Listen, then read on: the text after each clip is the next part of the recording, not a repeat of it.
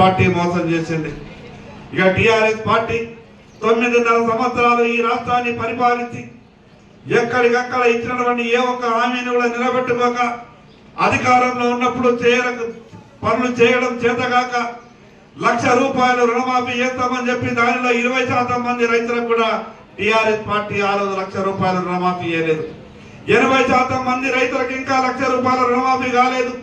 TRS party 80% మందికి రుణమాఫీ కారకంగా మోసం చేస్తే కొత్తగా వచ్చినటువంటి కాంగ్రెస్ ప్రభుత్వం ఏ ఒక్క రైతు కూడా ₹2,00,000 రుణమాఫీ చేయలేదు.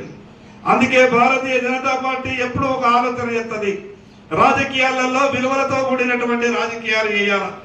ఏ పనులైతే చేయగలుగుతామో ప్రజలకు ఆ పనుల గురించి హామీ ఇవ్వాలి.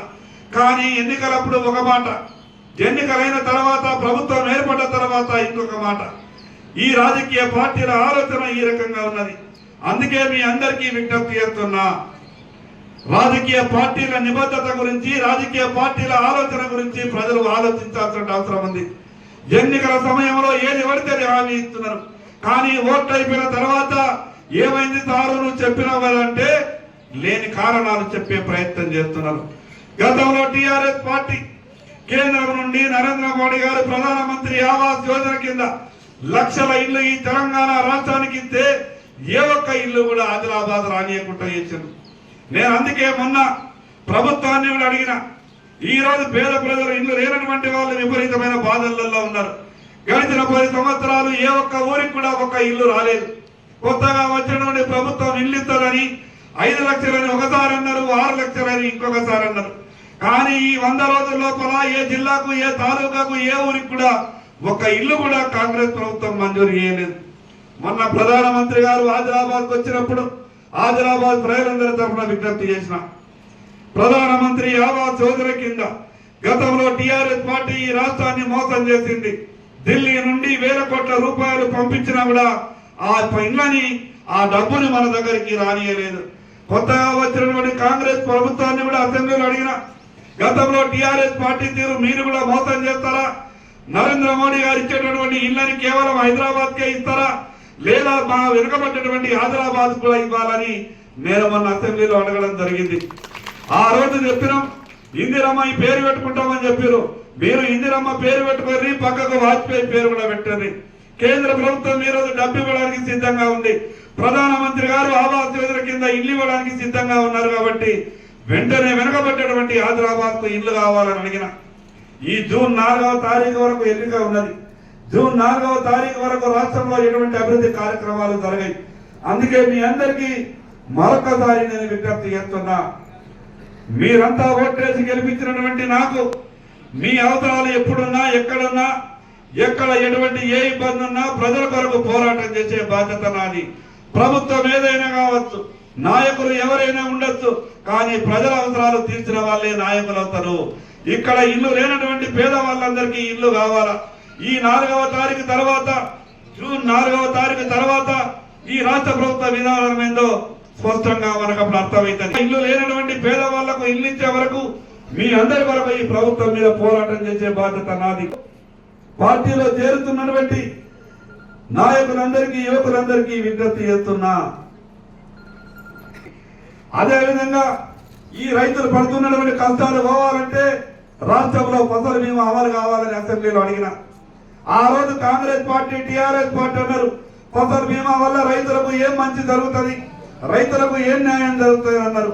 కానీ మొన్న నేను అసెంబ్లీలో మాట్లాడిన తర్వాత, అసెంబ్లీలో ప్రభుత్వానికి చెప్పిన, చనిపోయిన తర్వాత సాయం చేసిన గొప్పతనం కాదు, బతికున్నటువంటి రైతులు చావకుండా ఉండాలంటే, బతికున్న రైతులు బాధలు పోవాలంటే రైతుల పంటలకు ఇన్సూరెన్స్ కావాలని అడిగిన. మొన్న అసెంబ్లీలో నేను అడిగిన తర్వాత ప్రభుత్వం కూడా ఒక ప్రకటన చేసింది, ఖచ్చితంగా ఈ రాష్ట్రంలో ఇన్సూరెన్స్ అమలు చేస్తామన్నారు. ఇన్సూరెన్స్ అమలు చేసే వరకు ఆ ఇన్సూరెన్స్ అమలు చేస్తూ రైతులు కట్టాల్సిన ప్రీమియం కూడా ప్రభుత్వమే కట్టాలని డిమాండ్ చేసిన. దాని కొరకు కూడా రాబో రోజులలో పోరాటం చేస్తా.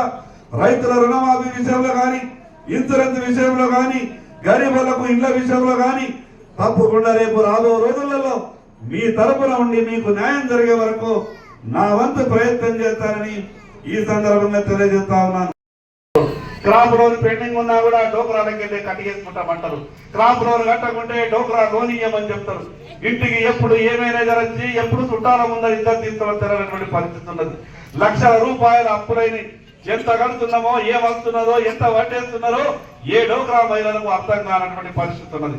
అందుకే నేను ప్రభుత్వాన్ని డిమాండ్ చేసిన, ఈ రోజు డోక్రా మహిళల్ని ఆదుకోవాలా, డోక్రా మహిళలు పడుతున్నటువంటి బాధలు దూరం కావాలంటే పెండింగ్ లో ఉన్నటువంటి బాకీ అంతా కూడా డోక్రా మహిళలకు మాఫీ చేయాలని డిమాండ్ చేసిన. ఈ సందర్భంగా మా అక్కలందరికీ విజ్ఞప్తి చేస్తున్నా, రేపు రాబో రోజులలో మీ అందరి తరఫున ఈ ప్రభుత్వం మీద పోరాటం చేస్తా, మీ అందరి సహకారంతో ఈ ప్రభుత్వాన్ని నిలదీస్తా. ఈ రాష్ట్రంలో ఉన్నటువంటి కోట్ల మంది మహిళలకు రుణ విముక్తి కలగాలంటే డోక్రా మహిళ రుణాలన్నీ కూడా మాఫీ అయితేనే డోక్రా మహిళలకు ఉన్నటువంటి కొంత ఇబ్బంది తీరేటటువంటి అవకాశం ఉన్నది. లక్షల రూపాయలు బ్యాంకులలో బాకీ ఉన్నాం, అది అసలు లేపింది 20,000, కానీ ఇప్పుడు చూస్తే 1,00,000 రూపాయలు అయిపోతున్నది.